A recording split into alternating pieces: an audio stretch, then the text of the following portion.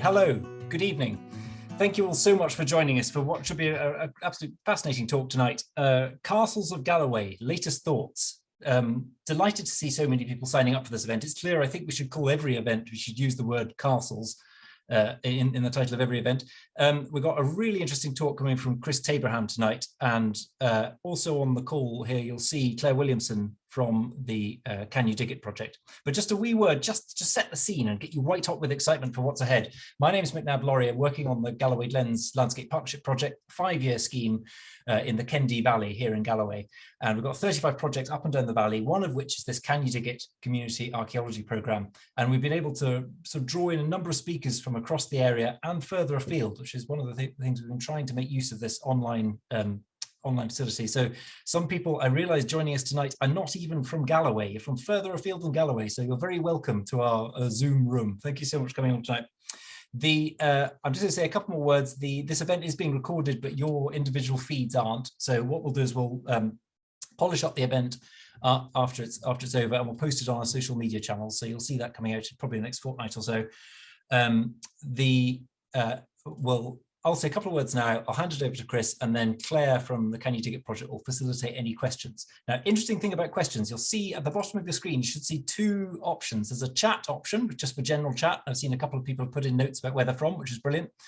And then we actually have a separate button there of Q&A. So if, as we go through Chris's presentation, any questions come to mind, or we want to put any questions to Chris, please pop them in the Q&A section. And I think it allows us to sort of better manage and make sure all the questions get answered. So the chat option for easy and free banter, and then the Q&A one for specifically really, we can really put some difficult questions to Chris at the end of it, at the end of the presentation. So, Chris, normally at this point in the evening, I would read a couple of paragraphs about your potted life experience and history, but sometimes it's actually better to hear it directly from you. So, Chris, could you give us a wee snapshot of your background and just how you come to talk to us tonight? You were at Historic Scotland for a number of years. A number of years was 40 years. 40 years. Yeah, I joined in 1917, retired on the same day 40 years later in 2010. And I enjoyed every minute of it, being paid by the taxpayer to travel around Scotland. I sometimes feel I should have written a book called Where to Stay and What to See in Scotland, as well as books on castles. Well, brilliant. I hope we're going to benefit from that tonight. So that's absolutely brilliant. And I think if you're happy, Claire, to start sharing the screen, and then the floor, as they say, metaphorical floor is yours, Chris. Well, good evening, everybody. I gather you're from all the airts, as we say in Scotland, and not just in the United Kingdom, but across the pond in the States and Canada, and I think somebody from New Zealand might be tuning in. So wherever you are and whatever time it is, welcome. As I said beginning, my name is Chris Tabraham. I was an inspector of ancient monuments for almost 40 years with the Ministry of Public Building and Works and its successors, which shows you how old I am when I mentioned something like that. When I left, it was called Historic Environment Scotland. And by then I'd reached the dizzy heights of principal historian. So up to then, Historic Scotland never had a historian on their staff, so I suppose that was some achievement. In that time, I had a great time all over Scotland, but I fell in love with Galloway, particularly with Caerlaverock, when I started my excavations at Threave Castle, which is the lead slide tonight. Spent 5 very happy summers digging on the island, and hopefully changing our perception of castles, the later castles like Tower House castles, because of what was carried on there. So my talk tonight is really not just going chronologically through castles from 1100 to 1650. We'll end tonight, but it's to do it chronologically, but trying to focus on those aspects of castles which have been changed over the last 50 years by excavations, particularly in Galloway. I shall be creeping over the border at one point, but half the loch is in Galloway and half is in Ayrshire, so I hope you don't mind me doing that. I must say, I spent most of my 40 years going around Scotland with my carousel of 35mm slides and talking to people all over the place. But I've never done one of these before, so excuse any rough edges. Anyway, as I mentioned, I think we can go on to the next slide now, because you've seen Threave from the ground. This was me on the left, believe it or not, in 1974 when I started excavating at Threave with my long hair and beard, which was something that the Ministry of Public Building and Works in Edinburgh had never seen before. But this is at the top of Threave, looking down over the landscape of the Glen Kens. Would you believe it?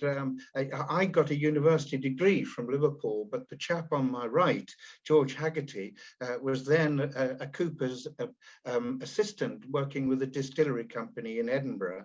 He's now the foremost medieval ceramics specialist in Scotland, and goes all over the world, and probably through Zoom as well, talking about Scottish ceramics. But he was one of my assistants at Threave.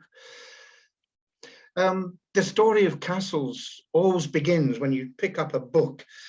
It always starts with Motte and Bailey castles, and Galloway is fortunate in having arguably the best Motte and Bailey castle in Scotland. In fact, one of the best anywhere in the United Kingdom. It's not far from the Loch Doon on the River Ur, and the tradition goes that it was built by a chap called Walter de Berkeley, who came over the Channel, whose father came over the Channel with the Conqueror in the late 11th century, and set up shop somewhere in Gloucestershire. Some of you may have visited Berkeley Castle down south of Gloucester. That's the tradition. Well, Walter Berkeley came here about 1140s at the invitation of the Scottish king, who is a very good friend of his, and he acted as the king's chamberlain and was given this very rich estate in Galloway from which to sort of rule the roost, as it were.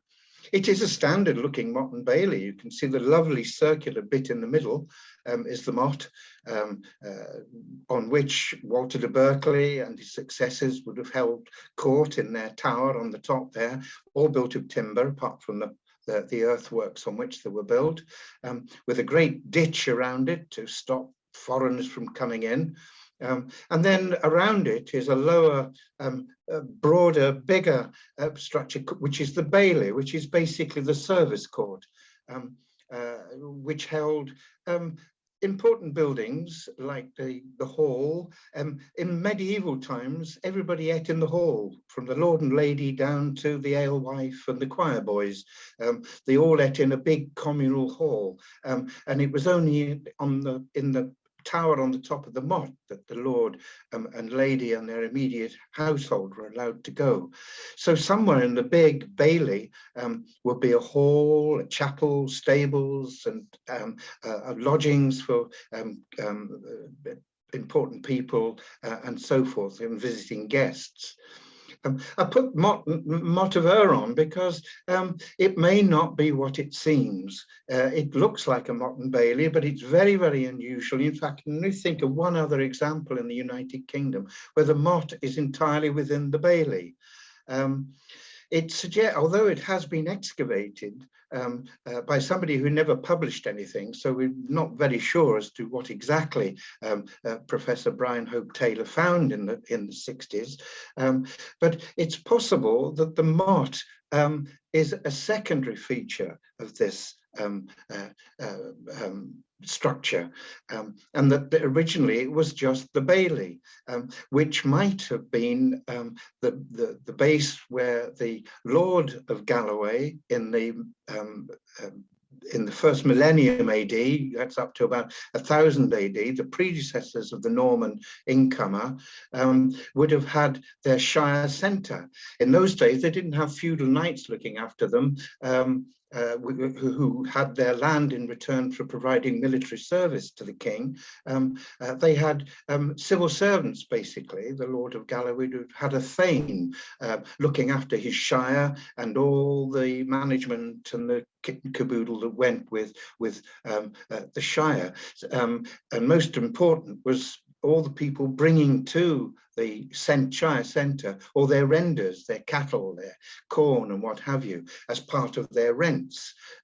So it's possible that we have here something which we haven't got any evidence for in Scotland at all yet, is these shire centres, which preceded the incoming Normans.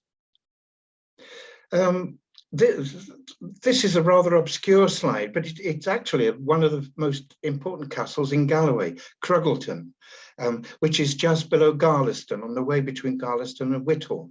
So it's not quite in, it's well on the coast. In the middle left is a structure, it's on rock, and that's the Motte.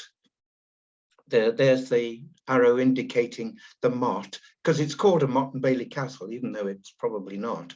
The Bailey, Claire will show it, there's a big ditch showing up around there, that's the Bailey. So it's long been called a Motte and Bailey Castle, but like the the Motte, it's probably not what it seems entirely. Yes, it was probably a Motte and Bailey Castle in the 12th century, and when Roland of Galloway was one of the lords of it, and it developed into a quite an important masonry castle later on. I carried out excavations there on the Motte bit back in the early 80s, because bits of the upstanding later castle were falling down into the sea. That's the Wigton Bay, the blue bit at the bottom. So on that pretext, I managed to do some excavations, and lo and behold, we found that on the Motte, beneath the medieval castle bits, was a tower and hall made of wood dating to the 8th century AD.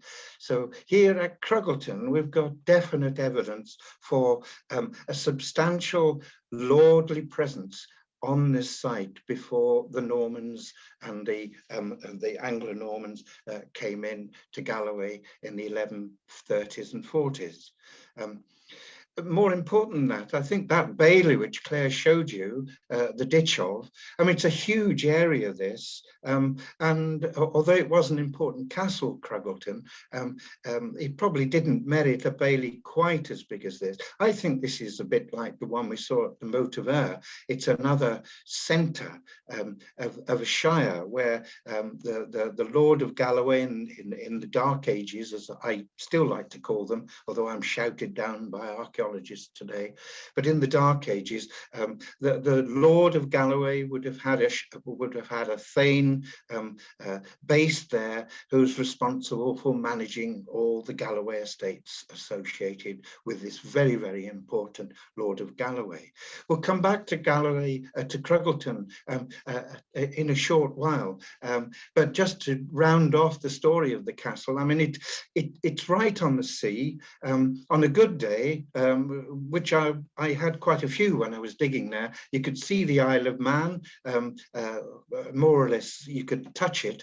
You couldn't quite see Ireland, but it's just round the corner. If you go to the cave at St Ninian's, next to the Isle of Whithorn, you'll see Ireland quite clearly, but the Isle of Man. So here you are in something called the Irish Sea Province. That's what the archaeologists call it. And so Cruggleton is a pivotal part of that story. Right, well, that's disposed of the pre-castle bit. We start with the castles, which come into Scotland really from the 12th century. So there's a little bit of a jet lag from the time they arrive in England, in the south coast of England, around the time of the Norman conquest in 1066. So this is a map showing a distribution of mottes, definite and probable. It was produced by a professor in Aberdeen about 50, 60 years ago, and it hasn't really changed very much. But the one thing that stands out in this is that most of the round dots, which indicate where the mottes are in Galloway, and a little cluster just immediately north in Clydesdale. So there were an awful lot of mottes in Galloway, And I'm afraid that's about all we can say about them, because we don't know who built them. There are documentary evidence. There is documentary evidence for the fact that they were certainly built by incoming Anglo-Norman lords.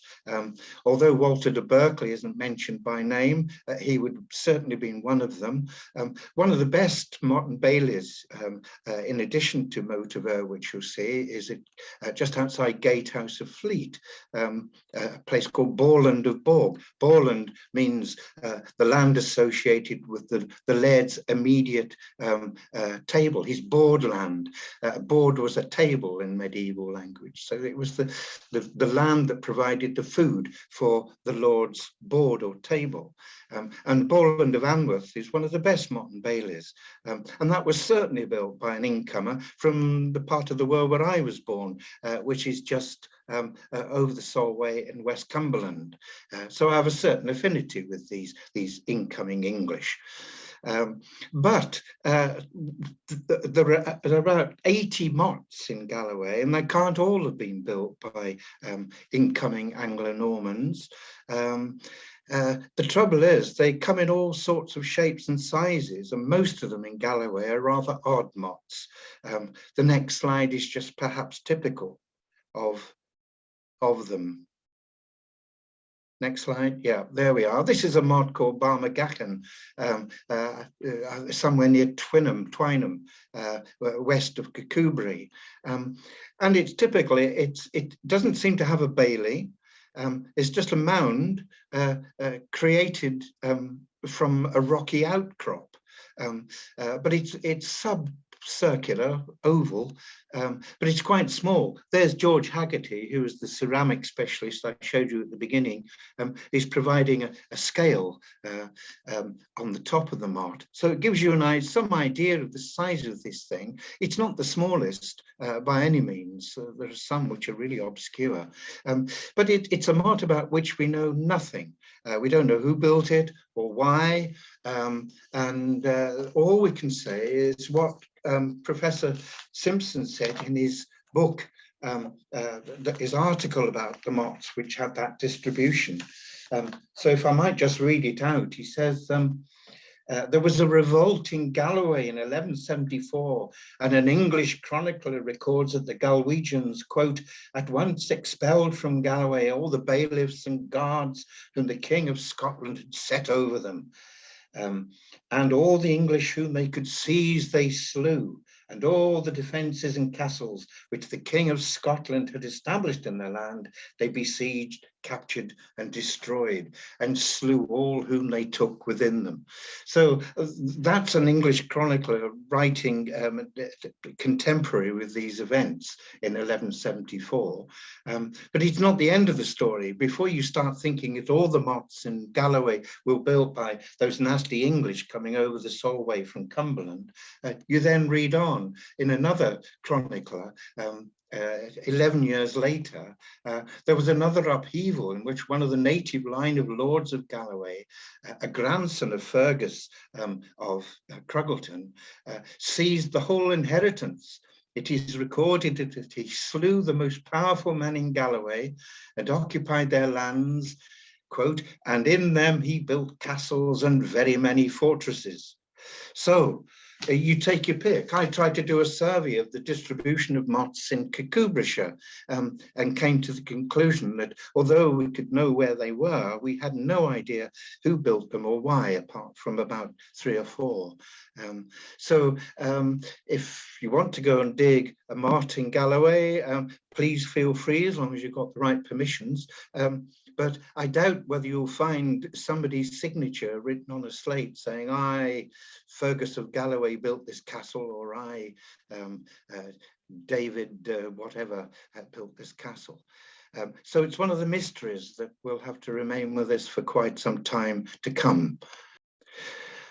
We do know where some of the castle, who built some of the castles. I'm going to show you 2, which were built by probably the most famous Scot from the medieval period ever, Robert de Bruce, who became king in 1306 and died with his feet tucked up in bed near Dumbarton in 1329.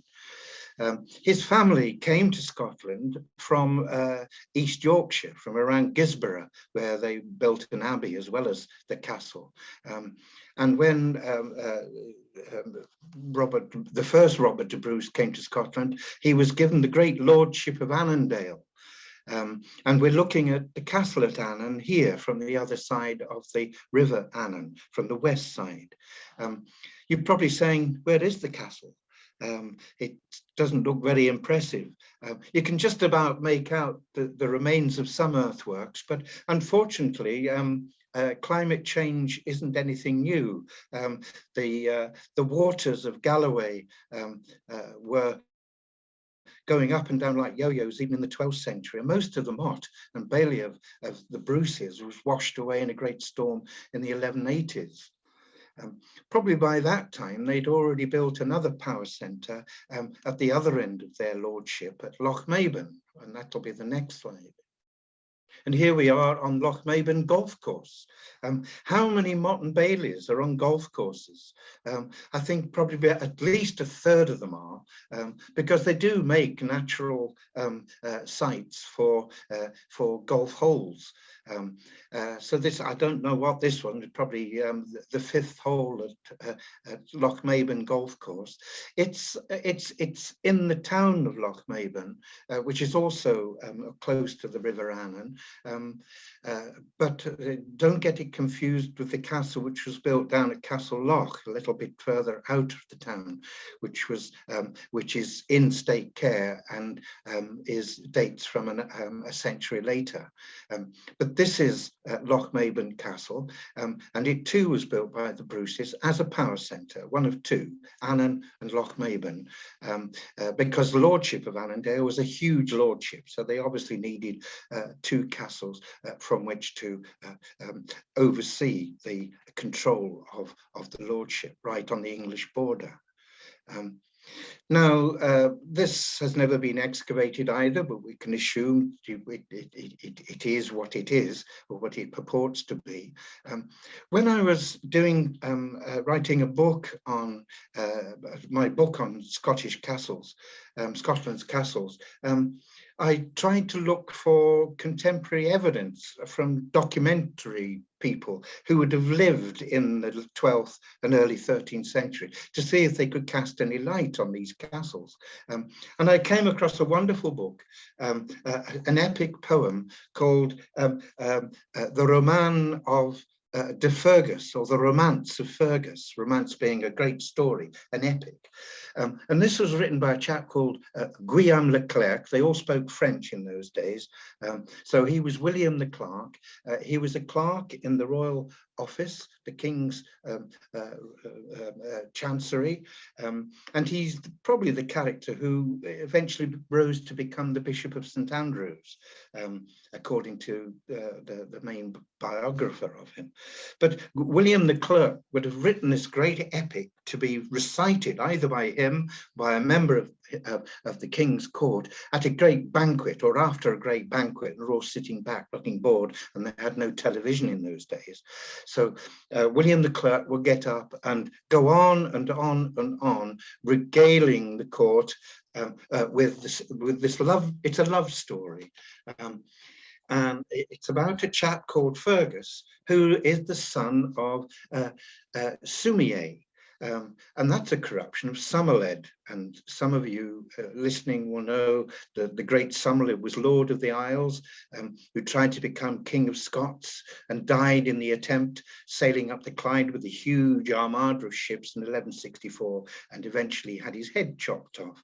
Well, he lived at Cruggleton, Somerled. So it gives you some idea of the importance of Cruggleton as a castle in Galloway. And one of the, although these are fictitious names, Fergus was a name of one of those who eventually took over from Somerled in the late 12th century. And this story is about a young Fergus, headstrong lad. He's looking for his girlfriend, and he can't find her. She's been taken out of Galloway by the awful English, and he doesn't know where she's gone. So he follows her. And he during the course of the saga, he goes into various castles in the late 12th century, and it's amazing what you can find. You know, one castle was painted with sun and moon on it. But the reason why I'm mentioning is that in the bygoing, as he leaves Galloway, this happens. For the whole day, this is translated from the French. For the whole day until noon, he rides on straight ahead, but without finding any adventure, which annoys him sorely. A little before evening, as he is passing a hill with a lookout post, he raises his head and looks across to see a great, strong castle standing beside a river on which a fleet might have sailed. Yes, this little watchtower got me thinking. So I looked at the two castles of the Bruces in the lordship of Annandale, Annan and Loch Maben. And although the castles, Annan's castle is right by the river there, and if you go right from there out of the town, heading towards the Solway Firth, which is where the Bruces would have crossed over from England to get to their lordship, you find the name Watch Hill. I'm just wondering if Watch Hill has some significance. Looking at Loch Maben, which is in the upper slide, the castle is there on the golf course, but if you go due west or left of it, you about the same distance as from Annan, you come across another hill called Watch Hill. It got me thinking, are these sites of watch hills? If you're looking from a can you dig it perspective to doing a little survey, geophysical and excavation, could I tempt you to take a look at one of these two watch hills? Because I'm sure there would be a little lookout tower, as described by William the Clerk in his great epic poem. Whether you would find the guards fast asleep within the lookout tower is another matter, but there must be some archaeological deposits there. The next slide shows you perfectly. Here we are, the one watch hill at Loch Maben, looking towards the Glen Kens, looking north and west from Loch Maben. And you can see that it's the watch hill is well named. Here we are, and nice rise of ground. You turn round through 180 degrees and you can see Loch Maben Castle. And from here you can have a broad perspective. You could almost see Fergus of Galloway on his steed riding towards Annandale looking for his lover. So that's these towers have never been mentioned before, but they must be associated with important castles elsewhere. It would enable somebody just to relay back to the watchman in the castle itself that there was movement ahead, and get ready, it might be friend, it might be foe. So that's castles from the 12th century in Galloway. We're coming into the 13th century now, and most of you will recognise on the screen that wonderful castle, Caerlaverock, down on the Solway. The Solway is just in the top of the slide, and across from that is West Cumberland. In the old days, of course, the Solway came much nearer to the castle, into the belt of trees. You can almost see the change in the green there, giving the game away. So the Solway mudflats would have been much closer to the castle. Now the castle that everybody knows, which is called the New Castle, is in the foreground. We'll be coming back to that in a little while. But it's the old castle in the woods, which is the subject of these next 2 or 3 slides. There it is, outlined there, that little splodge of white within the trees. It used to be thought that this was a castle where the Maxwells of Caerlaverock moved to after their castle had been captured by the English in 1300. But during the course of displaying Caerlaverock to visitors, I put in a nature trail and a children's adventure park, and the nature trail happened to go past the old castle. So I got permission from my high Hegians who held the money strings to let me excavate the old castle. It had been fitfully excavated by the commissioners of the Royal Commission inventory about 100 years earlier, but there was no report of that.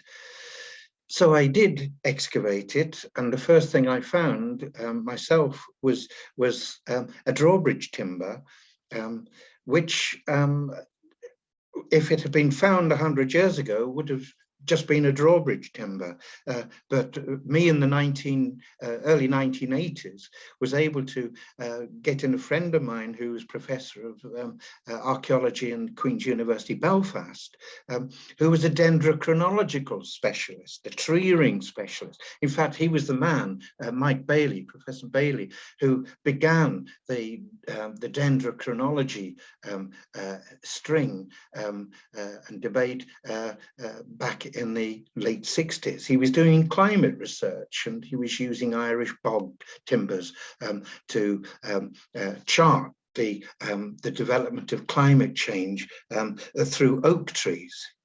Which since been spread to pine trees now, but oak was the only tree that had a consistent annual ring.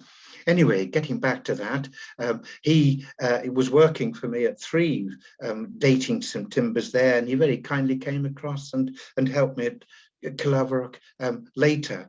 And he found that this timber in the old castle had been felled in 1227. Possibly the spring of 1228, but autumn 1227 was his best bet. Amazing, isn't it?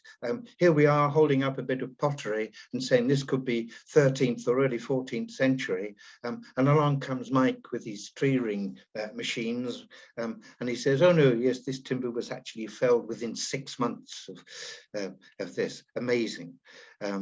So can we have the next slide? On that basis, we managed to get the whole castle excavated and laid out for visitors, and it cast a completely different light on Scottish castles in the 13th century, castles of those in the highest echelons of society. The Maxwells of Caerlaverock had come from near Roxburgh in the eastern borders. They were sent over, they were given a huge estate in Dumfriesshire, from which to control the border with England, and with the wherewithal, they were also great sheep people, and a sheep industry in Scotland in the 12th century, 13th century was like the North Sea oil industry in the 20th century in Scotland. It made megabucks for certain people, and the sheep industry certainly made megabucks for the Maxwells. So they decided they would build a castle in 1227. There's the drawbridge on the bottom right. The timber is still there in the waterlogged moat. So if anybody wants to come and try and redate it. But interestingly, the castle that was built in the 1220s didn't have any stone in it really at all, stone footings. It was mostly a timber structure within this rectangular, it's almost like a moated site, and we'll come back to those in a moment.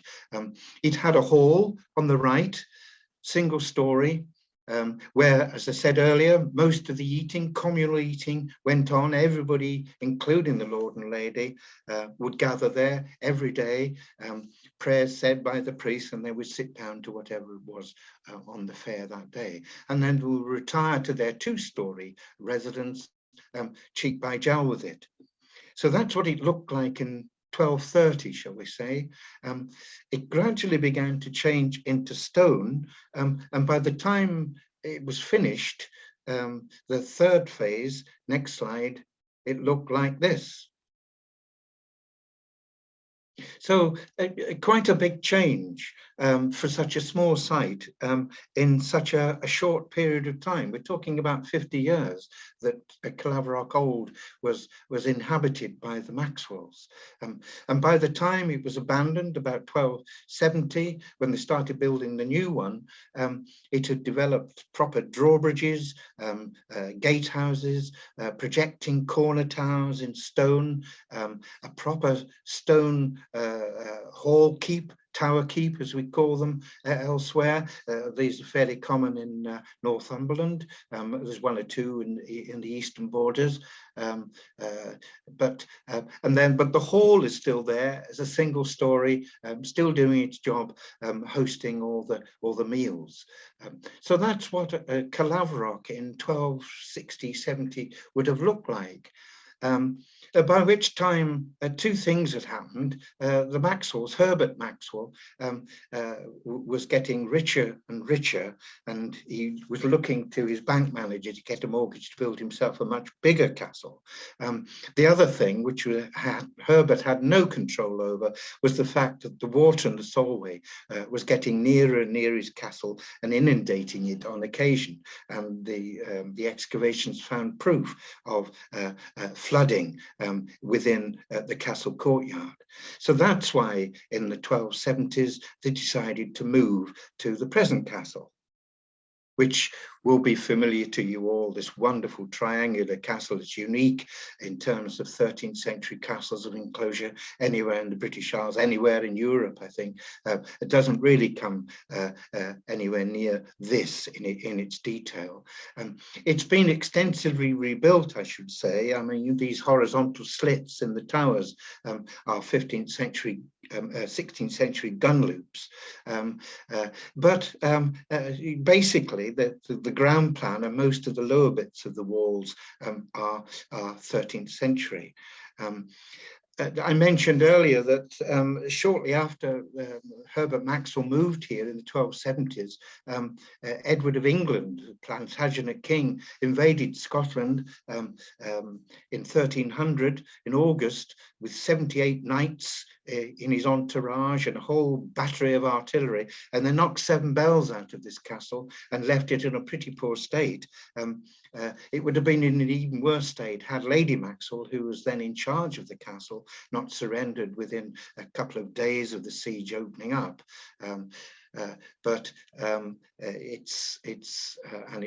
It was subsequently rebuilt. What happened to Caerlaverock after 1300 until 70, 80 years later is a mystery.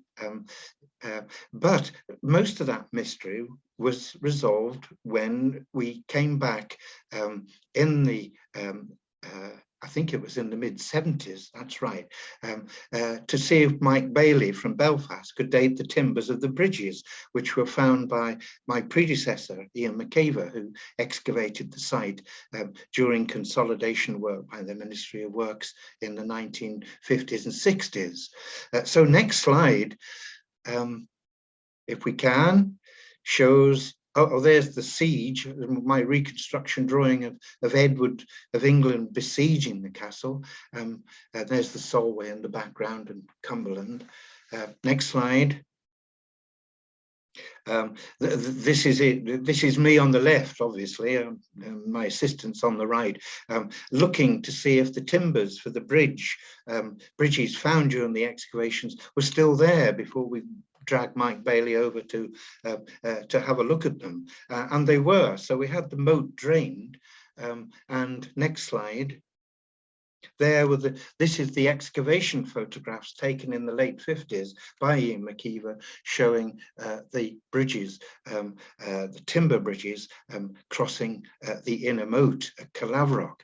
Now, of course, in the 1950s and 60s, Dendrochronology didn't exist, and poor old Ian, with a colleague from the English office, Stuart Riggy as we knew him, wonderful man. He worked out the chronological sequence of the bridge timbers because that was his thing. But they couldn't be dated. It was just guesswork. Oh yes, Bridge A must be probably 13th century, and it was repaired at some point, and then a new bridge was built. But when was anybody's guess. Well, Mike came with his gadgets and his tools, and he took them back to Belfast and ran them through his computer program, what have you, and came back with amazing dates, just like he did for the old castle. The first bridge here at Caerlaverock was built in 1277, so exactly 50 years after the first bridge in the old castle. So we got a lovely start date and a date which corroborated the evidence within the building itself through fish-tailed arrow slits and lovely ashlar masonry work, that this was a 13th century, late 13th century castle. So we were able to say, yeah, 1277, that was probably the time the castle, the Maxwells moved in with their new clobber, their clobber from the old castle.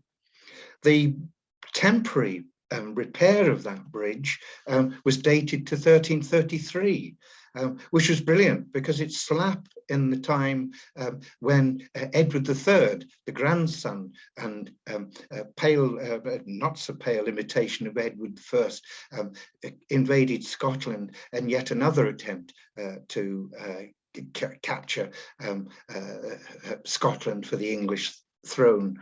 By then, the Lord of Caerlaverock was a chap called Eustace Maxwell. He's known as Useless Eustace Maxwell by those who know that he was forever changing sides. Whoever was in the ascendant, he would say, oh yes, I'm your man. And in 1333, when Edward came with a huge army into the eastern borders to invade Dunbar Castle, Eustace Maxwell decided to come back from wherever he moved to after Caerlaverock had been ruined in 1300 and temporarily reoccupied Caerlaverock in the hope that the English would come and send a garrison to occupy it. They didn't. Much to Useless Eustace's disgust, and so he walked out of it again and left it and went back to wherever he was temporarily living. So that was in 1333, around the time when Edward Balliol, the son of John Balliol, was trying to grab Scotland with the benefit of help from the English. 2 years later, in 1335, they all packed up and went home, and we don't know where Useless Maxwell was living then. So there's a wonderful date for the repair of the bridge, and then even better, Mike Bailey came up with the date for the new bridge, 1375. Oak timbers are wonderful because they only grow a ring a year. And he started off doing climate research in Belfast, using oaks way back into the mists of antiquity, because they're preserved wonderfully in Irish bogs. And he was able to work out that if it was a wide ring, there'd been a lot of rain that year, and if there was a narrow ring, it'd have been a drought. So if you build that up over hundreds and hundreds of years in what he called a tree ring string, you can then correlate incoming evidence from new timbers to try and match, because the climate wouldn't have changed much between Ireland and Scotland, certainly West Scotland, in way back. So that's how he got these extraordinary dates. And that last date, 1377, is a wonderful date because it ties in with the little architectural evidence we have in the castle for the rebuilding of it as a great lordly castle, which it served then right from the late 1370s through the 15th century, through the 16th century, and right up until the last siege of 1640, the Covenant siege. We'll come back to tree rings later, but I mentioned that in 1300, Caerlaverock was abandoned because it was probably in a pretty poor state. The English didn't want it as a garrison post because they'd already decided to establish themselves at Loch Maben. So Caerlaverock just declined, and nobody's really asked, where did people live? Where did the lords live, like useless Maxwell, in the early 14th century when they didn't have their castles to go to because they didn't want their castles. The English either destroyed them, or the Scots mostly destroyed their own castles because Bruce told them, get rid of your castles because they'll just be used as garrison posts by the English.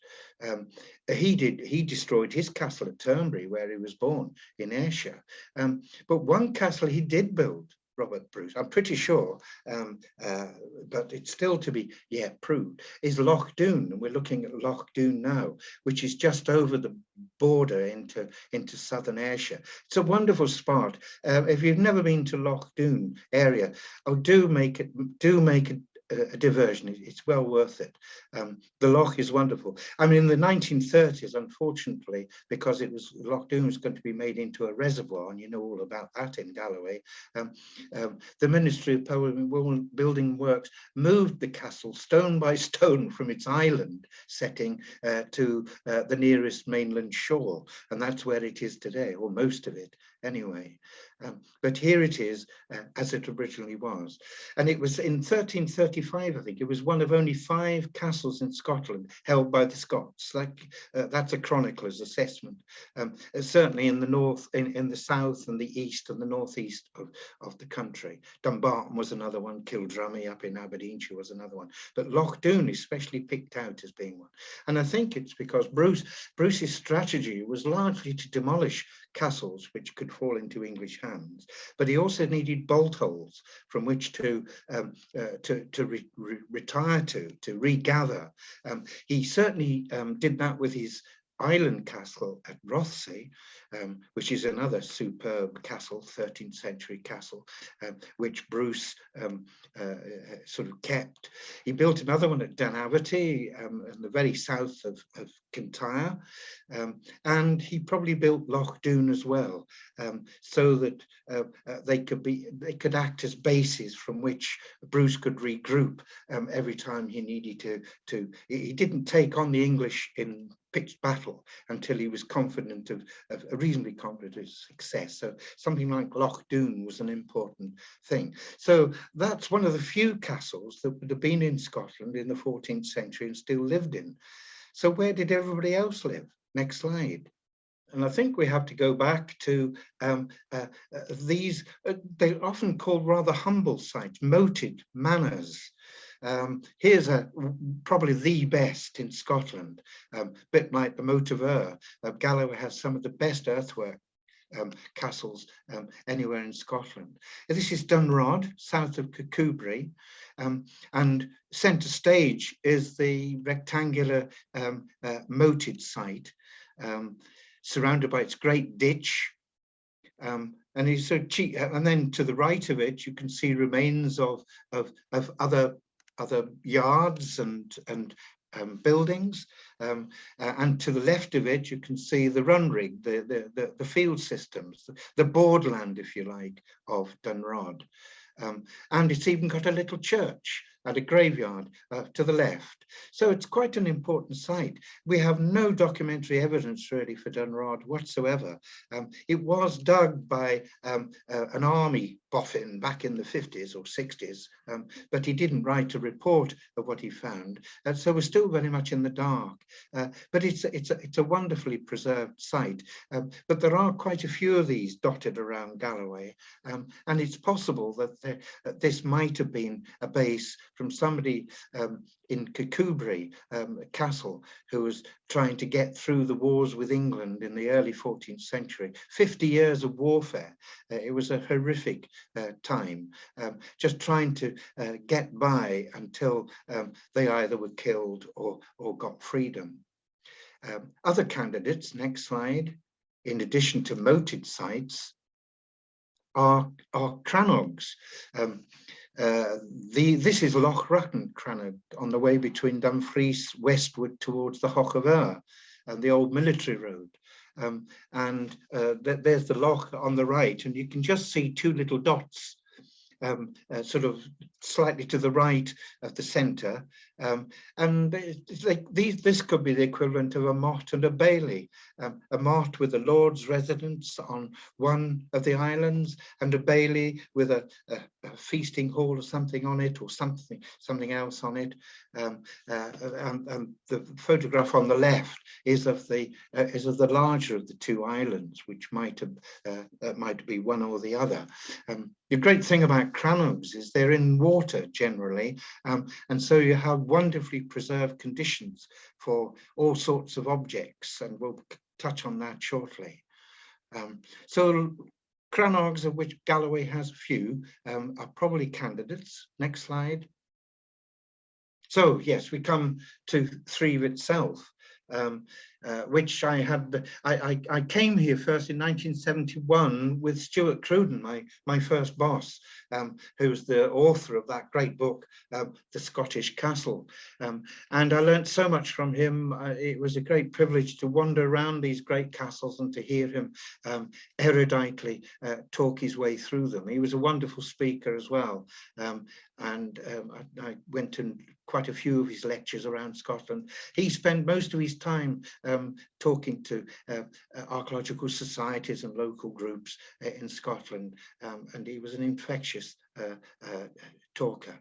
But he persuaded me to take an interest in Threave. He said, well, the harbour, which is, we're looking at it from the west side, this is the River Dee in the foreground, and we're on the Balmagee side looking towards the harbour. It's that little indent there, the dark shade on the left of the castle, and then the great tower house built by Archibald the Grim, the third Earl of Douglas, and then the artillery work built by his grandson or great-grandson, the last but one Earl, in about 1450.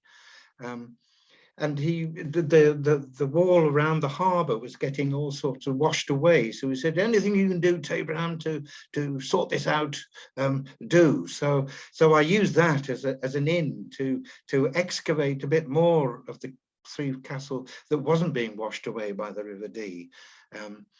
Although I believe you're re-watering the Dee, so the Dee might be coming back up to its original levels before too long. Certainly it will be expanding well to the west, which would have all been underwater in Archibald's day.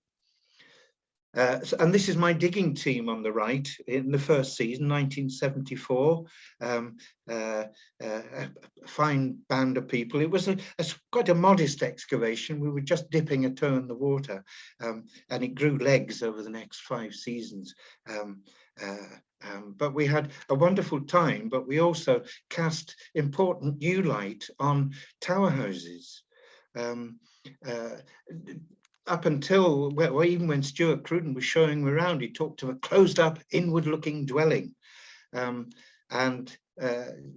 the appearance it has. When we left the island after the excavations in 1980, our understanding of Threave had changed entirely. So next slide. Excavations from the air looking down. Here we've got the tower, great tower on the left, on the right, and the later artillery work with its ditch going around it. You can just about make out the excavations in the foreground. There was a great hall, of which only half is revealed. We dug it in 2 seasons, so we've got half of it there and the other half going away from the tower. Massive building, which we interpreted as a hall, a great feasting hall, probably on the first floor above storage area, and it was cheek by jowl with the front door into Threave Castle, which is halfway along the tower itself. And then just south of the Great Hall, we found other stone buildings, and doubtless if we dug elsewhere in the island, we'd find a whole load of other buildings as well. The harbour was the richest source of artifacts, and I encourage everybody, if you're doing a dig, try and find something with waterlogged deposits, because this is where you find the nitty-gritty of everyday life, the artifacts which weren't of importance, like coins and valuable pottery. This is where the junk was thrown when it was broken. But what junk? We found a whole barrel full of gunstones. We found a load of leatherwork, indicating also they were actually making shoes and leather jerkins on the island as well. But we also found one of my favorite objects was a little shoe of a child, just putting on different glass on castle life. You know, kids actually lived and played in these places and probably worked as well in those days. But the primary objects of fascination, in addition to the paddle in the foreground, are these bowls and plates. The one on the left is a platter, one on the right is a bowl. We found about 12 or 14 of these, including a sauce boat. And they all had the Douglas heart branded on the underside. This was the logo of the Black Douglases, the bloody heart of Bruce, which was taken on crusade by Archibald the Grim's father, the good Sir James of Douglas in 1330. And Archibald built the tower, and he also probably ordered his joiners to make some lovely everywhere tableware with the Douglas heart branded on the underside to remind him and all his guests just the extraordinary story that he had to tell. They were all, of course, broken to bits, and we spent many a happy hour sticking them all back together again, and they're all now on pride of place in the Museum of Scotland, in the National Museums in Edinburgh. Remarkable what you can find, which one of the bowls had burnt marks of porridge on it, so that obviously was a reason why I'm not eating out of that, chuck it away. The most unique find we got, though, next slide, was a seal matrix, of which the image on the left is the seal matrix itself, and the seal impression is the thing on the right. And these are unique because they were made for individuals, and when the individual died, their seal matrices were destroyed, and new ones made for the next incoming lord or lady. And this is Princess Margaret's seal matrix. She married Archibald the Grim's son, the fourth Earl of Black Douglas, and came to live at Threave with her husband, though he spent most of his time in France fighting for the French against the English, and indeed died there in 1424. And Lady Margaret, Princess Margaret, carried on at Threave for the next 30 years. So this was a woman's world at Threave in the early 15th century. And although this seal itself seems to have been a trial piece by somebody saying, is this what you want, ma'am? And I can adjust that if you need, because it's not the best quality. It is an extraordinary thing to find on an archaeological site, according to Dr. Caldwell from the National Museums of Antiquities, who very kindly looked at it for me and gave me a wonderful report on it, which is all published in the excavation account. And there is Threave, as I think it might have looked in 1400. Archibald the Grim died at Threave, Christmas Eve 1400, with his boots off, wrapped up in bed, reading a good novel, probably Fergus of Galloway or something.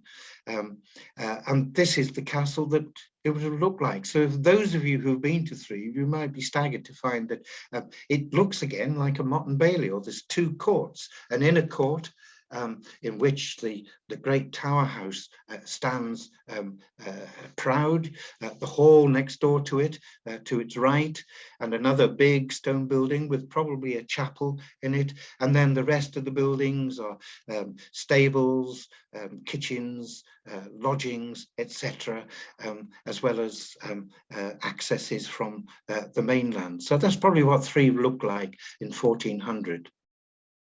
Note the water, Claire. And this is the Great Tower again. Don't need to go into that in detail. I'm touching on the artillery work here because this leads us into our next last set. This was dated when I took over, when I joined the Ministry of Works in 1970. This artillery work was definitely mid-16th century and certainly post-Flodden, which is 1513. And I took that for gospel. It was only when we carried out the excavations there that I found very good evidence from a number of sources within the excavation material that this was built in about 1450. One of them was Mike Bailey, who I got a good value out of Mike for his tree ring dating, and I found a huge timber still in situ in place in the harbour, which carried a great gate which opened and closed the harbour entrance, and he very kindly agreed to look at the timber and date it, and back came the date 1447. Kirk of 1447, so it's 1446, 1448, something like that, which was great because this is smack in the time when the Douglases are building up for a big rally against the Stuart king, James II.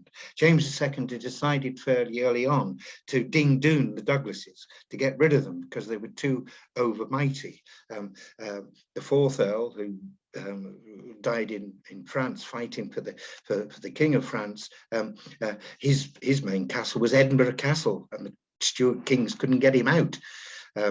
So they eventually decided to, James eventually decided to get rid of the Black Douglases. And the eighth Earl of Black Douglas was perfectly aware of this, and he started to take measures to defend himself. He built a wonderful castle at Abercorn on the fourth estuary, which was the main castle because it was the closest to Edinburgh, which is no longer there now. It was destroyed in the same siege, which Threave survived.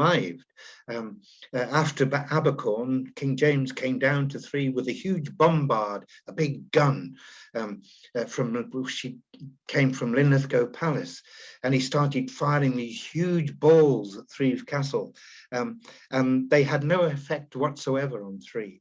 And it was probably because of this artillery work which kept the King's bombard safely at bay and protected the castle. And the artillery work, I mean, it's unique in Britain, but its elements are shared with stuff from south of England. But the ones which you're staring at here, you have those two gun holes in the middle. There's an inverted keyhole in the first floor, and then a dumbbell gun loop on the ground floor. And these are the excavations which were dated by the tree ring, Nuremberg jeton found in one of the towers over stage left, and the fact that all the buildings which we found in the excavations were demolished at this time as well. We were able to see that this tower, this artillery work and the gun loops in it all date from 1450. So although these gun loops are all over Scotland now, you can see that they were introduced to Scotland in the 1450s. So coming on the theme of tower houses didn't stand alone, but the walls had a great hall beside them and kitchens. You don't find kitchens in early towers because they didn't cook the food in the early towers, except in the fireplace maybe of the hall. It's a lovely image in the Borough Museum, which is just reopened, showing a chap sitting warming his feet by the fire in his little tower, and there over the fire is a wee cauldron with his soup of the day in. But towers like this one, this is Cardonness Castle near Gatehouse of Fleet, a wonderful castle which we can date because Gilbert McCulloch, who built it, put these same gun holes in there. There's a gun hole to the left of the doorway. There's a detail of it on the right. You might be able to see of a dumbbell gun hole. So he'd obviously seen the ones at Threave and thought, oh, I'll have one of those in my new tower house. And so he put them into his new tower house. About 1480, we think, Cardonness dates from, so late 15th century. Unfortunately, the Cardenas came into state care in the 1920s, and in those days they sent a squad of labourers with shovels and picks to clear away all the rubble and the mess, so as to make them accessible to visitors. Unfortunately, that rubble and mess was archaeological deposits. So we've lost all the archaeology here, well, most of the archaeology here, through something which they didn't appreciate in those days, but we do now. The building on the right is the base of the Great Hall. So if you think of your image of Threave and the hall, cheek by jowl with the front door of Archibald the Grim's Tower, here you've got the same replicated, a huge stone building with vaulted cellars, which are all that survive, and then above it you have to use your mind's eye to fill in the fact there was a huge banqueting hall there. And on the left of the tower, stage left, was more vaults, and those were the kitchens. Fortunately, the masons in the 20s had left enough evidence to indicate a great kitchen fireplace in that particular vault. So you have to pick, when you visit Cardenas, you have to picture the tower house of the McCullochs being at the center stage of a much bigger complex. And here we have a reconstruction. This is just to give you an idea of what the house might have looked like. There's the front door, people coming in and out, going through vaulted cellars. No kitchens in Cardenas, they were all outside. But I've put a good rammy going on in the hall of somebody having a good banquet. But the banquets in the Great Hall and the meetings of the Lord's Court would have been much bigger occasions, far more people present. And then the bed chambers and things up in the upper floors, and the battlements at the top to pour boiling oil over English people. And Galloway, of course, is unique in having the only circular tower house in Scotland. In fact, they're very rare elsewhere. There are some in Ireland, which suggests that the cairns of Orchardton would have had links with Ireland, probably family links with Ireland at that time. Why it was round, there are about 3 or 4 good round houses in Ireland, so it was probably going to those that sort of decided to do it. But in every other respect, it's similar to Cardenas. It's a bit smaller. The cairns of Orchardton were not so big cheeses as the McCullochs of Cardenas, but the arrangement of the tower with its hall is the same. Here we've got, for those of you who've gone to Orchardton, you enter through a later doorway, which is round the back. The round arched opening on the right of the tower was the original doorway into the tower, into the first floor. And in front of it, this stone remains in the front of the tower itself is the base of the Great Hall. Again, there's evidence for a kitchen in the ground floor, but the hall itself has completely disappeared. And sadly, like Cardenas, the clearance of this in the 1920s by the Office of Works has probably removed most of the archaeological evidence. But you just have to take my word for it. When we come into the 16th century, we get a proliferation of tower houses because the Stuarts were desperate to sort of reduce the power of their main magnates. They started with the Black Douglases and removed them altogether. And then by various acts of parliament, they split these huge magnate baronies up into smaller pockets of land so that people couldn't just so easily rise up and attempt to overcome them. So I don't know how many tower houses there would have been in Galloway in the 16th century. They would have blossomed after the Reformation of 1560, when a lot of church lands, monastic lands, came formally into the ownership of secular people. You can think maybe 300-400 tower houses dotted about Galloway at that time. I've just done some work in Lothian on this, and it's amazing. For those that are standing now, they probably represent less than 20% of those that were built in the 16th and early 17th century. And one of those is this one. This is Caersleuth, which isn't far from Cardonness. But I put it on because, again, we've learnt a lot in recent times by the much more close attention to architectural recording as opposed to archaeological recording. It's like archaeology, but it's standing building survey work. And fortunately, a guy who helped me at Threave, he was my one of the supervisors, Gordon Ewart, when archaeology went commercial in the early 80s. I couldn't employ him anymore because I wasn't allowed to dig. So he set up his own company, and his strength was standing building archaeology. And this has been a real eye-opener over the last 30 years in terms of looking at something which has already been there for 500 years, but we're only just beginning to see clues in it which tell us about the building and its history. And Caersleuth is one of those. When I went there with Stuart Cruden, it was an L-plan tower house built in the 1560s because that's what the plaque over the front door said. Great, that's fine. Obviously, there was something there in 1568 that the Bruins, I call this the House of the Bruins, those of you know comics coming out from Dundee. But the Bruins of Caersleuth certainly did something there in 1568, but it wasn't the first thing that was there. Looking at the building now, it started off life as a rectangular tower, 3 stories, and an attic high with battlements, but it was a rectangular building and probably built around 1500 by the best guess. Unfortunately, there's no timbers left in the structure for me to get Mike Bailey over to date them, but hey ho. But it's clear when you stand in the courtyard looking at the tower that the stuff on the right, the L plan containing the stair, is an addition.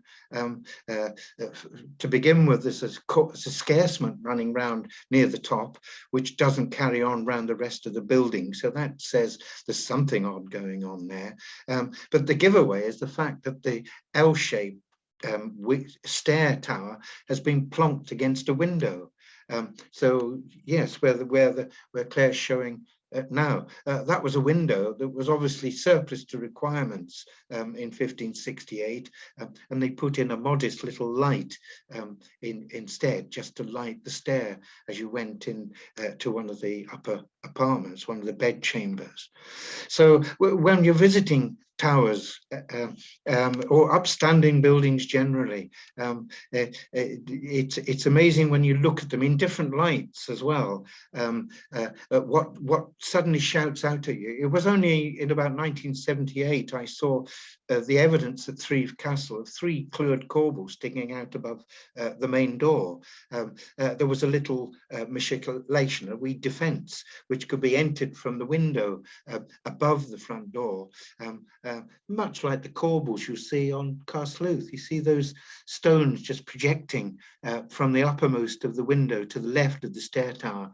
There's corbels at the bottom and the top. That's been a lovely little gallery or balcony where Lady Brune would have sat watching the goings on in the courtyard below.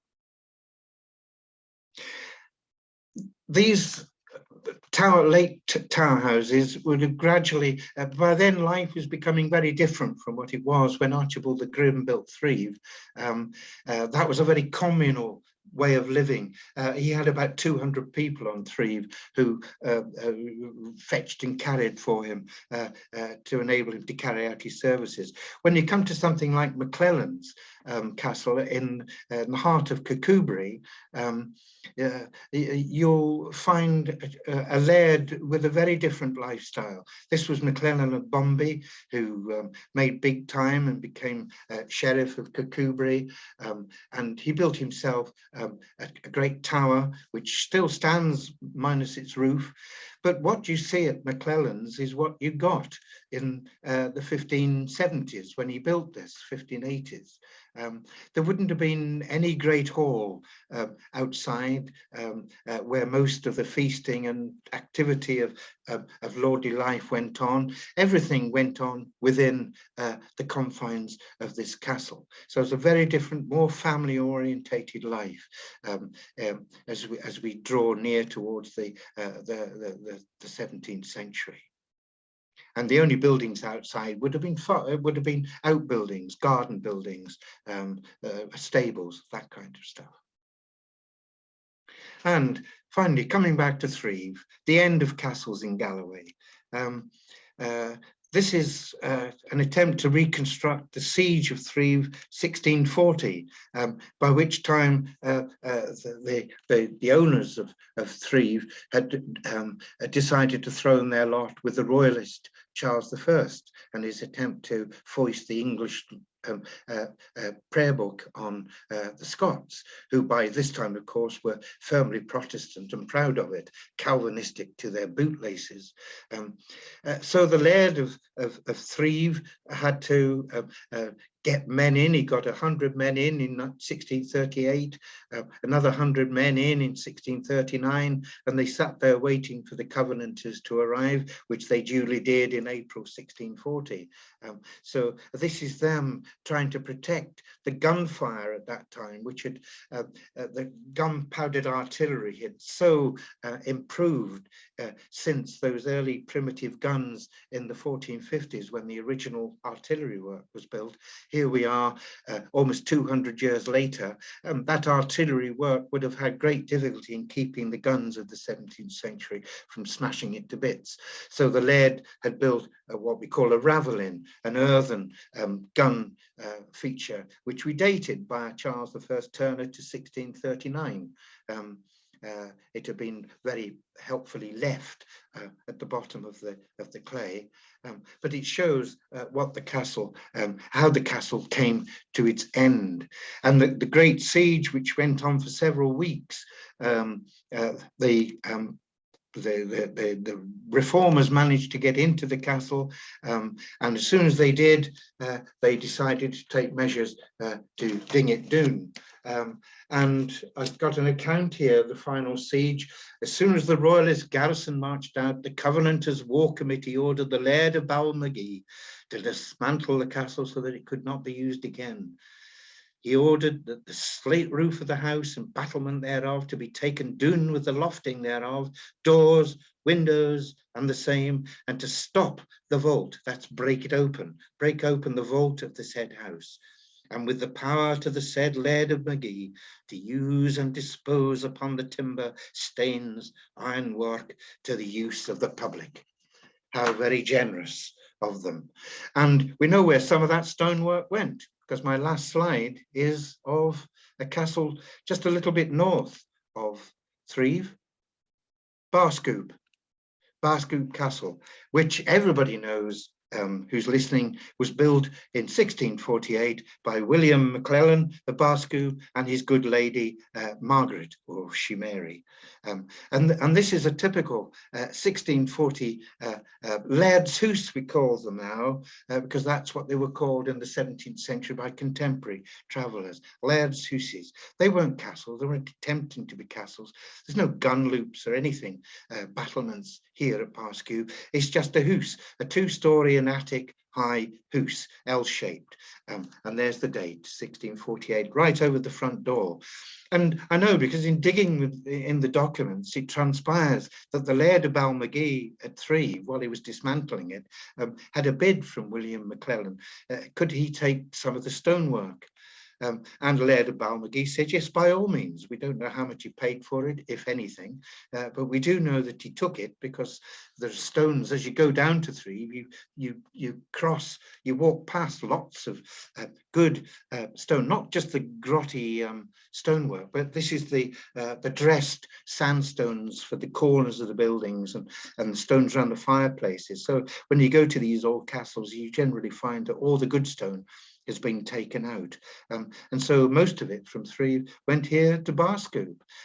Threave went into a decline and Barscoop flourished, and it still flourishes because it's just been restored in the late 20th century to make a very, very pleasant modern house. And on that note, I'll draw a conclusion. Thank you so much for that, Chris. And I loved all the readings that you did as well. There is a lot of drama in a castle. It's hard to not resist. They inspire a lot of good tales, I think. So yes, we've had a few questions in.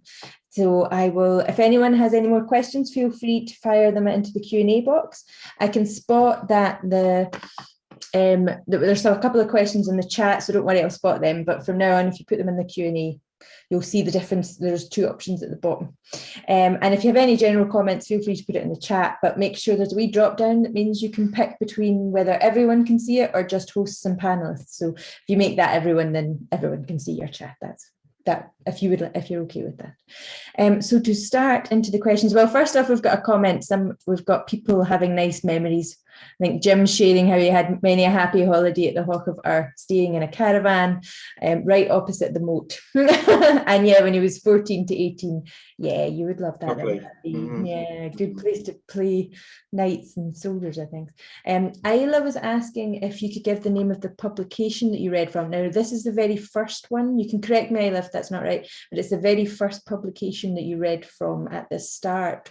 Is that the poem? Yeah, it was about the Mottes right at the start, and I think it was about them getting was it an English account, maybe, I think. This is my edition. Oh, that was the... it's available on eBay, and Abe Books have it. I'm not quite sure you can get it on Amazon, but there's a new edition that Tempest Publishing in Edinburgh brought out about 4 or 5 years ago. Oh, no, can you read that okay? Yeah, I think that's Fergus of Galloway. Yeah, that's great. And it's the author, the translator, and the introduction is by D.D.R. Owen, O-W-E-N. Yeah. He was professor of something English at St Andrews University, I think. Perfect, thank you. Jim was saying, yes, there is, I think this is about how you spell Motte, because yes, I've spotted this. Obviously, as I'm aware, Motte should be spelled with 2 T's, but obviously... No. If you're talking about the Motte of Ur, it's called the Motte of Ur. And Professor Geoffrey Barrow picked me up on that in my early career. Professor Barrow was the doyen of Anglo-Norman Scottish subject, and he pointed out when I sent an article in draft to him that it's called the Motte of Ur, M-O-T-E. So you're absolutely right to spell it that way. Yeah. So why is there the 2 spellings? Sometimes you have double T, sometimes. I don't know. It's something to do with Scotticism, probably. There are several moats. It's the Motte of Mark in Galloway as well. But the word Motte comes from an old French, medieval French word for a clod of earth, basically, which became transmuted into a mound. So Motte is strictly speaking the correct way of spelling it. But it's just kind of funny. So Sue is saying incredibly well prepared. I think that's the wood from Caerlaverock that you pulled. She was saying, is that due to so there's a good preservation of the wood that you pulled out of Caerlaverock? Is that due to it being kept soaked in water through the centuries, and how come they didn't rot? So I think that's yes, it is. Waterlogged conditions are anaerobic, so there's no oxygen there. So things like wood and leather survive almost intact in the way they were put into the water in the first place. Hence the wonderful wooden bowls and leather stuff at Threave, and the same with the timbers at Caerlaverock. So they were found almost from the day they were put there by the joiners constructing the original bridges or repairing the original bridge. And the reason why dendrochronology is so important is that having discovered, yes, oaks only grow an annual ring, and it can be different sizes, you can also assume that the bark or the outer, the sapwood, it represents 30 years. I don't know how Mike Bailey came up with that. But you've got 30 years of sapwood before it starts turning into hardwood. Now, if you've got the hardwood and the sapwood and the bark, that's when you can determine the season of felling in a particular year, where it was the spring of 13 oak cake or the autumn of 13 oak cake. So that's where Mike Bailey's dating, which is now, and he was working with folk from Scandinavia and now all over the world, and they work with pines a lot now. You can date pines because pines were used a lot in building. So as in Scotland, we've got a lot of pine timber sticking out of walls. Probably in Caerlaverock, we've probably got a little bit of timber which may be dateable. And if it's got its sapwood on, you can get pretty close to the date of felling. If it's got its bark on, you can get it absolutely down to within that year. Well, that's perfect. There's a question from Les that's asking and relating to that. When using tree rings for dating, how is time spent seasoning allowed for? That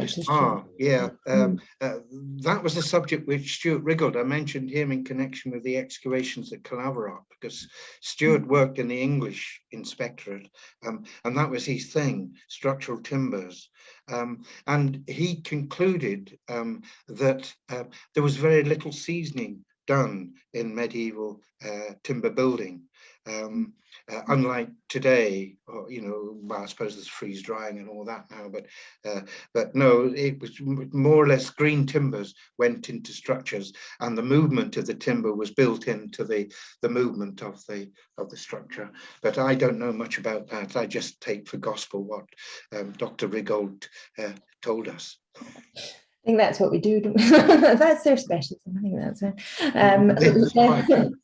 Les was also saying about the gunstones. I think that was at Threave, wasn't it?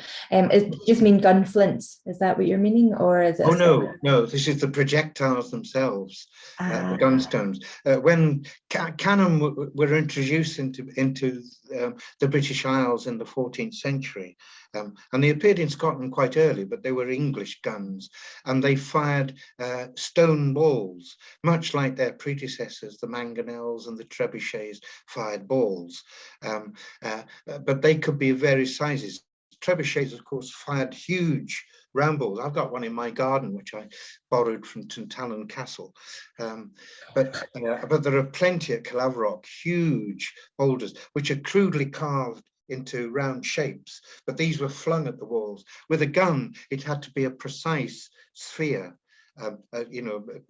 perfectly like a ball, because of the barrel of the gun.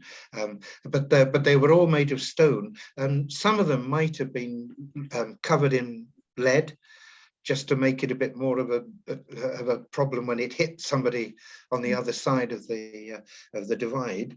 But gradually they moved to iron. So by the time we come to the siege of Threave and Caerlaverock in the 1640s, you're talking largely of iron projectiles, iron cannonballs, iron musket balls, rather than stone. I see. We've got a working gun at Tantallon Castle. There's a chap, superintendent of works down in southwest of England. I met him on a conference, and we had a few beers in the bar afterwards. And he got into making guns because most of his properties in the southwest of England were Henry VIII forts firing guns. And he'd made a hobby of replicating guns. I said, you couldn't make me one, could you? Well, make the Ministry of Works in Scotland. Oh yes, I'll do that. And he said, what would you want? So I'd like a nice little gun for Tantallon Castle, about 1500. And he came up with this. It was a bronze gun, wonderful gun. It's still there. And he came up and they fired a 3-inch stone ball. And we got the Minister of State and the chief exec down and a big press release. And Tantallon stands on the North Sea looking out over the Bass Rock. It's a wonderful sight. And we put the gun facing the Bass Rock, and he fired this gun, and this ball shot out, and it went over 800 meters, which staggered even him. He didn't even realize it could fire that far. And fortunately, it missed a yacht which was passing between the Bass and Tantallon at the same time. So it all went off reasonably well. Well, that's, yeah, impressive, but you don't want to be that impressive with this. Actually reenact what happened. So yes, we've got a question now from Derek Alexander. So if anyone doesn't recognise the name, this is the head of archaeology for National Trust of Scotland. Hi, Derek. Derek. So Derek's saying, we've been working on the NTS land at Threave over the last few years. One of the things we've been looking for are the artillery positions for the sieges at Threave. So do you have any thoughts on where they might have been sited, and would there have been guns on the west side of the River Dee? The answer to the last question is most definitely no. Even before the recent studies, which I gather are sort of looking to that west side as being rather a boggy, that the access to the harbour was from that side, probably, but the land is so boggy for acres and acres going west and north on the Balmagee side that no gunner could have got a gun anywhere near close enough, certainly in the 15th century, to threaten Threave. The obvious location is Little Wood Hill, is it? I think, my memory teaching me right. And there are some archaeological crop marks on the hill. I never looked at it myself, but I would imagine that you'd probably find that there was some base there for the great gun, not Monsmeg, because that wasn't even in the country at the time of the siege, but it was maybe the Lion or one of the guns which were lying around Linlithgow at that time that were dragged down to Threave. You probably find hopefully evidence for artillery preparation work on Littlewood Hill. Whether you found the seat on which James II sat as he watched while the garrison successfully defended the castle against his great bombard is another matter. Well, we did some work. Derek has done some work on Littlewood Hill, and so did we on the wee enclosure that turned out to be Iron Age. But we did find a little musket ball. We did find a musket ball up there, so something, so I'm pretty sure that's evidence of that being the location of artillery during the siege. Well, it would have also been used by the Covenanters during the royal, the siege of the royalist garrison in 1640. So the musket ball may well come from them. We found musket balls in the excavations on the island as well, so may match them up. And they're in the collection in the National Museum. So if Derek wants to sort of see if he can find a match for the musket balls. I don't know much about artillery, so. Oh, we need the guy who builds his own weapons. I feel like I'm failing by not doing that at the beginning, by reproducing medieval weaponry. Anyway, so this is Fiona. Fiona's asking, was it Borland of Borg or Borland of Anwoth? Yeah. That was built by someone from Cumberland. Is it known who? Oh yes. It's in my book. Which one? I've got one. Scotland's Castles. I can't remember now who it was. This one? Yeah, I've got a book here called Castles. It'll be in here somewhere. This is where the part where we get the books out. I like. If you're desperate to know, but.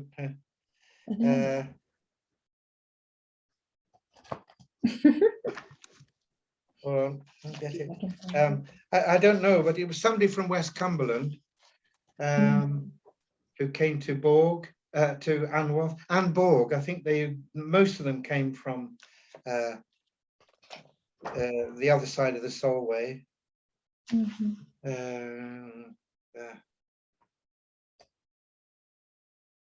Borg was built by the Morvilles, the de Morvilles. Who I think founded Driver Abbey.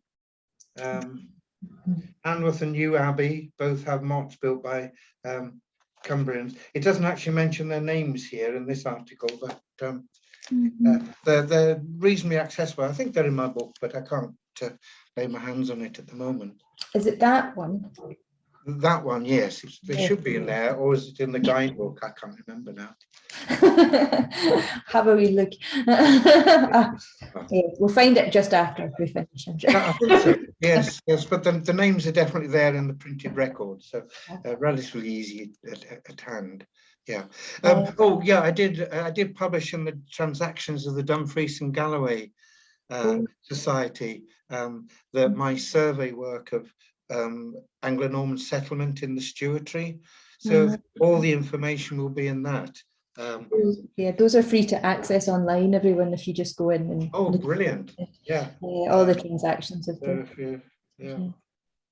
Can't find the reference at the moment, but I think it was from the 19. Oh no, hold on.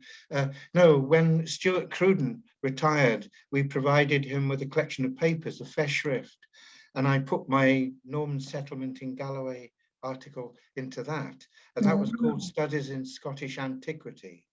Oh, right, okay. Edited by David Breeze. Okay, so keep that noted. So that Galloway article is in that publication. Yeah. Okay, excellent, thank you.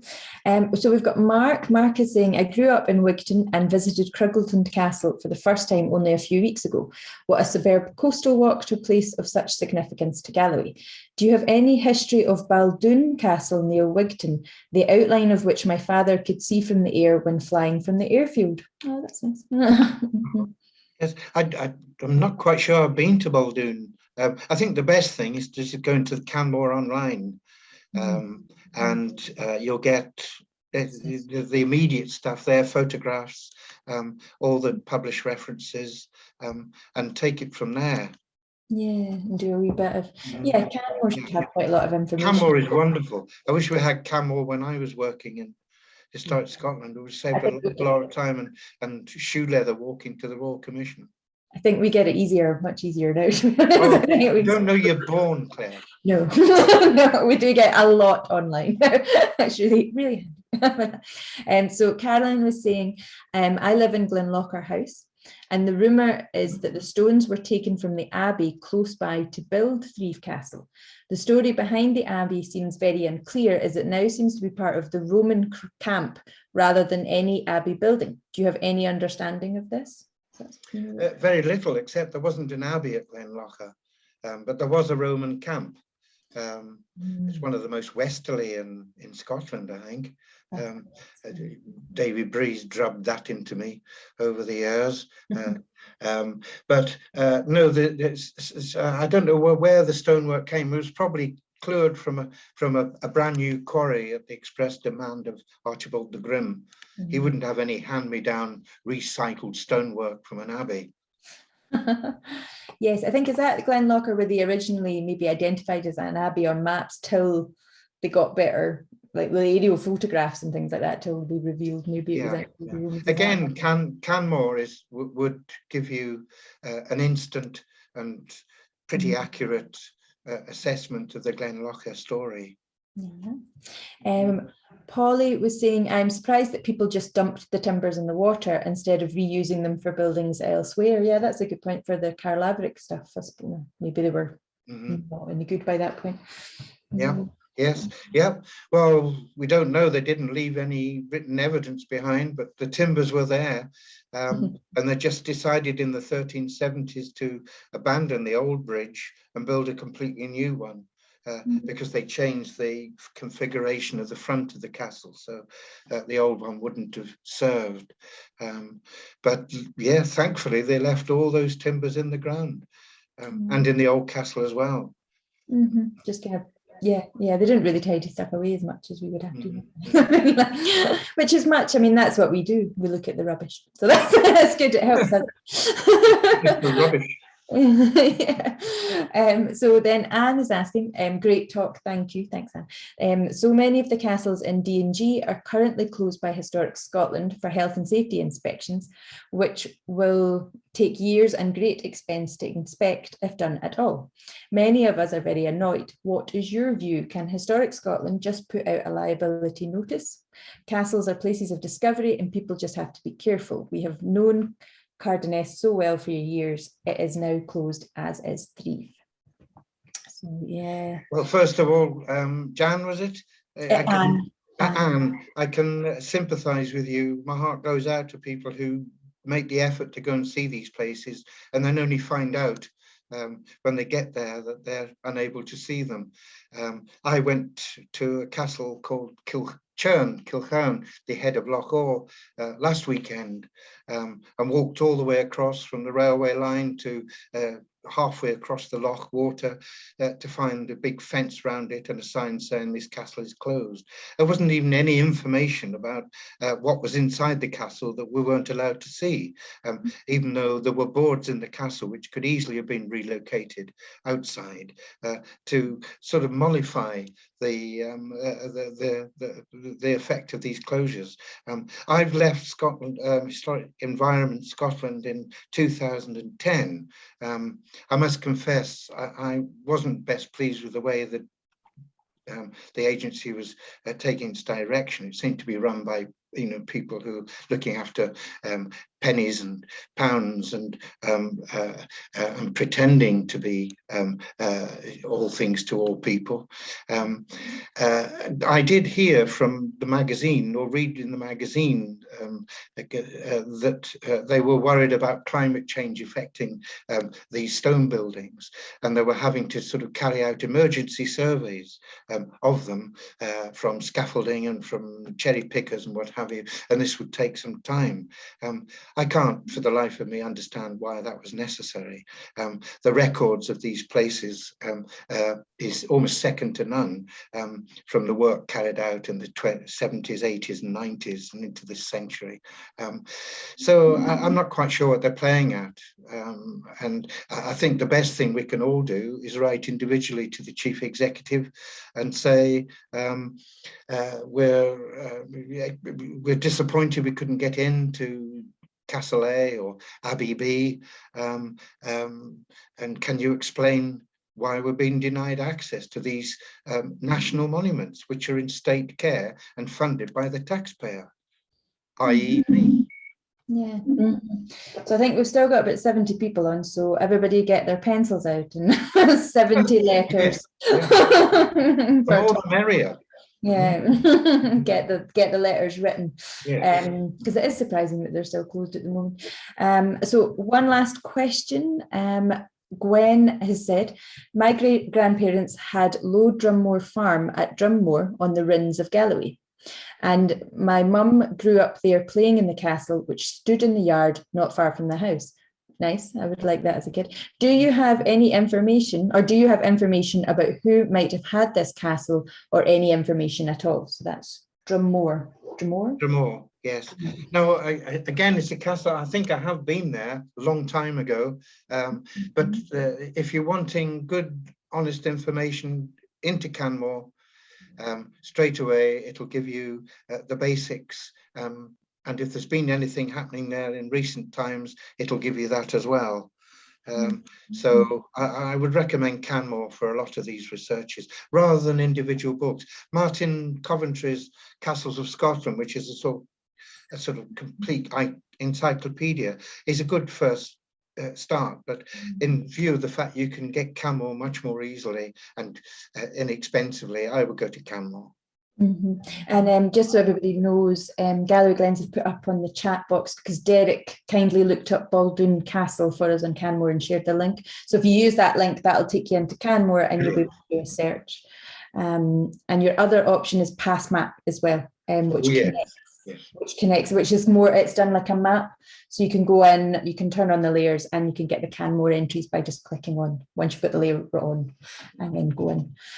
But I believe that is all of our questions. Thank you so much, everyone. That was wonderful. Thank you. Thank you. Good questions. Yes, I will pass you over to McNabb now. Cool.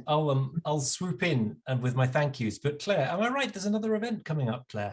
Yes, so everyone, on the 25th, so in a couple of weeks' time, another Wednesday night at 7:30, it's going to be the last talk from Can You Dig It's kind of series that we've been putting on, and amongst everything else, and it's all about the caves of the Galloway coast. So I believe, what have I called it? Was it Stags, Saints and Skulls, The Secrets of Galloway's Caves? So there's a bit of everything. I'm pretty sure you'll come away being quite surprised about all the various mixture of archaeology, a little bit of spiders, and mostly archaeology, and also just in general history and people that have lived or used them as hideouts or various other reasons throughout the millennia, not just centuries. So please join us on that night, and that should be a lot of fun and interesting as well. Brilliant. And tomorrow we'll send out the link to book onto that talk and things. So just very, very quickly, just to say thank you so much. A lot of people behind the scenes. Can I just interrupt and say that if you at the beginning of this thing, you said if you put castles into the title, it would increase. Well, quite a few castles were used as caves were used as castles. Whoa, oh my gosh, that would have been amazing. It may well turn into a series of events that we're about to run in coming weeks about caves and castles. Thank you all so much. Just very quickly there, Historic Environment Scotland, who match fund the project, National Lottery Heritage Fund, who match fund the project. Many thanks to Dumfries and Galloway Council's environment team that oversees the Galloway Glens scheme. Claire and everyone behind the scenes pulled them together, all attendees with their great questions, but obviously top thanks to Chris for his evening and putting the presentation together. And I'm sorry we're not in person, so you can't hear a round of applause going around the room, Chris, but thank you very, very much for your time. That was really, really useful. Thanks so much. Thank you. Thanks everyone for coming. Cool.